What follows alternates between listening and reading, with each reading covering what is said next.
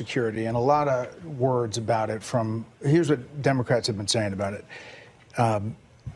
It's absurd that Elon Musk is trying to eliminate billions of dollars from Social Security. Musk and President Trump and DOGE have set their sights on cutting Social Security. Their goal is clear: to destroy Social Security from within.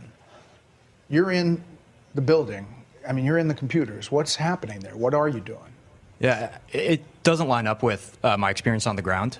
And I'll say the two improvements that we're trying to make to Social Security are helping people that legitimately get benefits, protect them from fraud that they experience every day on a routine basis, and also make the experience better so that Social Security, like Joe was saying, is much more of a Apple Store experience than a DMV experience.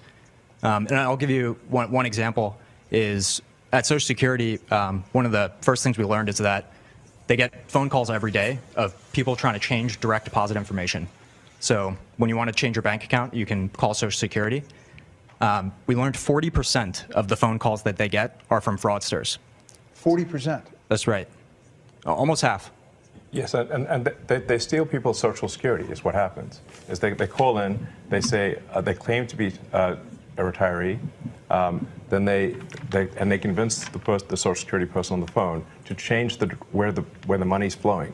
So instead of it going to somebody who's retired, it could be somebody who's just 80 years old, retired somewhere, it actually goes to some fraudster. This is happening all day, every day. And then somebody doesn't receive their Social Security. It's because of all the fraud loopholes in the Social Security system. Somebody, like as we're speaking, somebody's Social Security is being stolen from fraud. We have seen election after election where this issue, stealing Social Security or coming after your Social Security, is a major political issue. So basically, how do you reassure people that what you all are doing is not going to affect their benefits?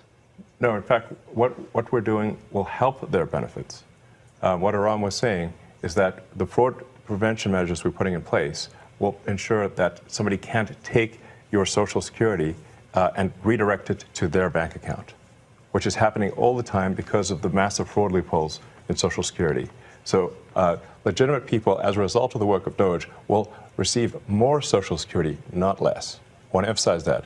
As a result of the work of DOGE, legitimate recipients of Social Security will receive more money, not less money. All right. I want to emphasize that point and let the record show that I said this, and it will be proven out to be true. Let's check back on this in the future. 100%. Yeah. So Washington Post in 10 days this month because the servers were over retirees and disabled veterans from logging into their online accounts. Freaked people out. Is that going to change? Yes, we're going to make sure that the website stays online. Yeah. I mean, but is it a result of going in there or something you're doing? No. The amount of